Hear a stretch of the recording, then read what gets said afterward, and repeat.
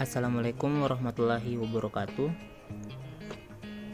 Kami dari kelompok 4, materi perkembangan peradaban dinasti Abbasiyah. Mufli Hazanilha, Muh Ridwan Nur, Muh Anugrah, Muh Bintang Idris Safa, Muh Fauzan Faria Patisausiwa, Muh Ilham Pratama, Muh Iqlil Adi Pratama, dan Muhammad Naufal Al-Mahdi. Materi: perkembangan peradaban dan tokoh-tokoh kemajuan ilmu tafsir dan hadis. Masa kekuasaan Abbasiyah adalah zaman keemasan peradaban Islam. Berkembangnya pemikiran intelektual dan keagamaan pada masa itu antara lain karena kesiapan umat Islam untuk menyerap budaya dan khazanah peradaban besar dan mengembangkannya secara kreatif. Ilmu tafsir. Pada masa dinasti Abbasiyah, perhatian terhadap Al-Quran dapat dilihat dari banyaknya buku yang ditulis untuk menjelaskan ayat-ayat Al-Quran.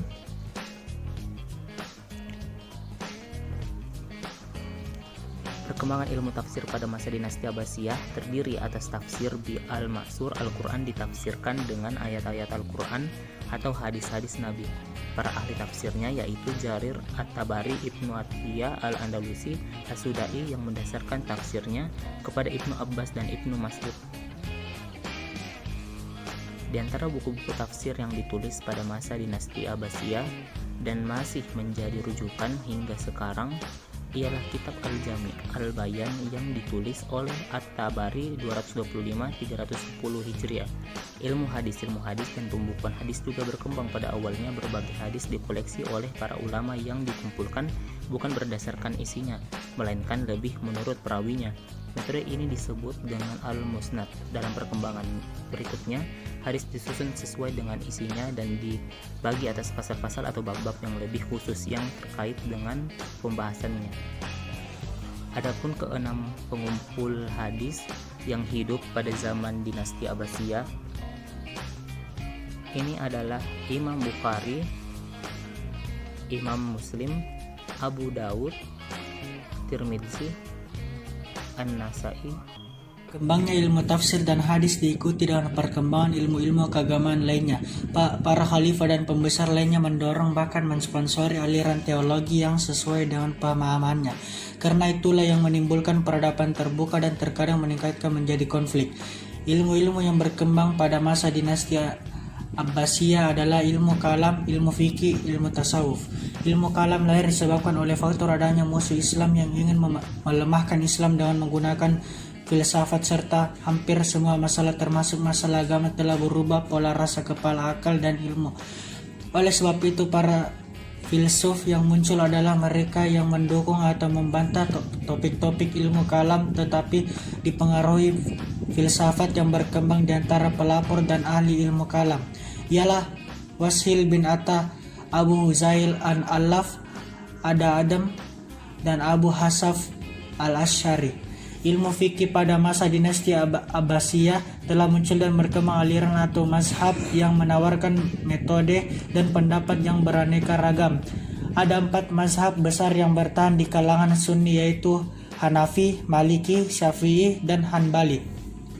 Karya-karya ilmu fikih di antara lain Imam Abu Hanifah, karyanya Fikih Akbar dan Al-Alim wal Muta'an. Karya Abu Hanifah tersebut berisi pengetahuan tentang Allah Subhanahu wa taala.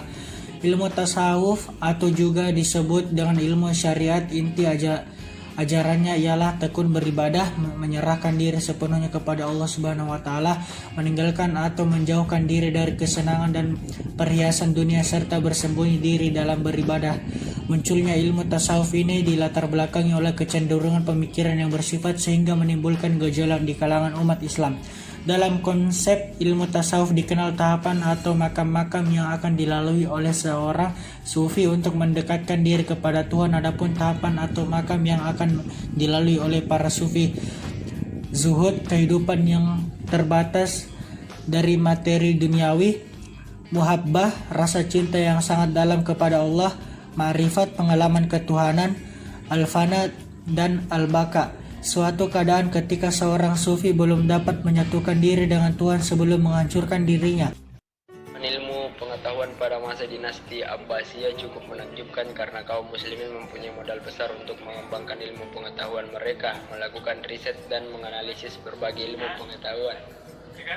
Ilmu kedokteran dan farmasi pada masa dinasti Abbasiyah. Ilmu kedokteran sangat menarik perhatian di kalangan umat Islam. Pada masa itu didirikan lembaga pelatihan pengobatan peninggalan zaman Bizantium di Antokia dan Haran di Suria serta di Iskandaria, Mesir. Seorang dokter yang cukup terkenal dari lembaga ini, Jarjis bin Jibril al-Boktiso, pernah merawat Khalifah al-Mansur di Baghdad. Dokter muslim yang terkenal di zaman itu, Muhammad bin Zakaria ar-Razi, yang hidup di antara tahun 865 sampai 925 Hijriah atau 1149 sampai 1209, berjasa dalam mempelajari dan mengobati penyakit campak dan cacar. Hunain ibnu Ishaq 804 sampai 874 terkenal sebagai dokter ahli di bidang penyakit mata dan penerjemahan buku-buku kedokteran ke dalam bahasa Arab.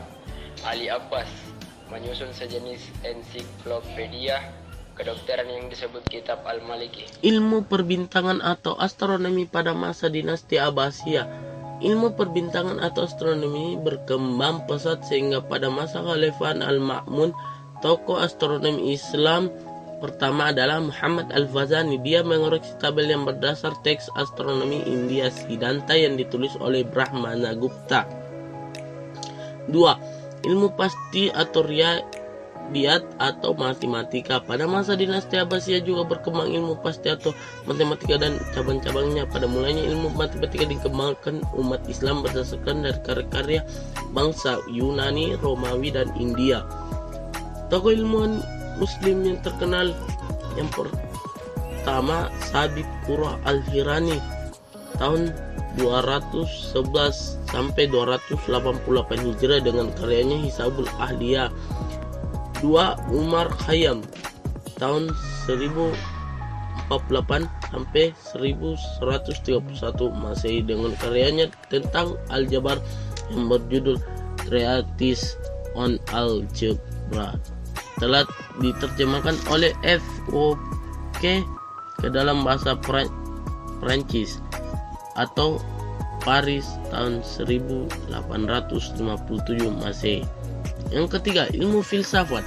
Proses penerjemahan oleh umat Islam pada masa dinasti Abbasiyah, terutama kitab-kitab filsafat Yunani yang diterjemahkan ke dalam bahasa Arab, mengalami perkembangan yang cukup besar. Tokoh yang penting dalam perkembangan filsafat Islam: 1.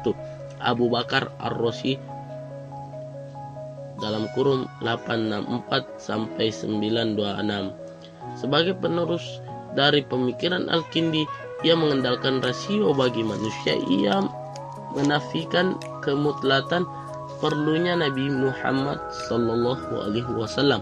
Kedua, Ibnu Sina dalam kurun 370 sampai 428. Seorang yang gemar mencari ilmu pengetahuan, Ibnu Sina menguasai berbagai ilmu pengetahuan selain filsafat yang juga dikenal sebagai dokter yang anda. 3. Ibnu Tufail adalah seorang ilmuwan dan filsuf kenamaan pada masa dinasti Abbasiyah. Ia menguasai filsafat Islam dan ilmu kedokteran, matematika, dan sastra Arab. Sejarah yang cukup penting untuk dipelajari adalah riwayat hidup Nabi Muhammad SAW.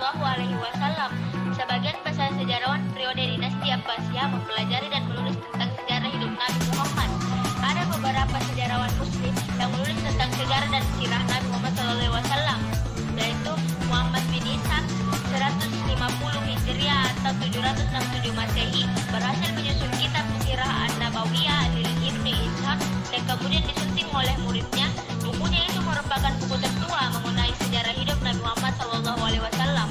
Yang kedua itu Ibnu Hisham 203 Hijriah sampai 845 Masehi adalah murid Muhammad bin Ishaq. Dia berhasil menyunting karya Ibnu Ishaq sehingga dapat dibaca melalui ringkasannya.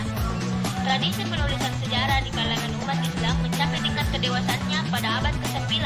Beberapa mutarikh yang mencatat dan menyusun sejarah secara komparatif adalah Al-Baladuri 892 Masehi, At-Tabari 839 atau sampai dengan 9203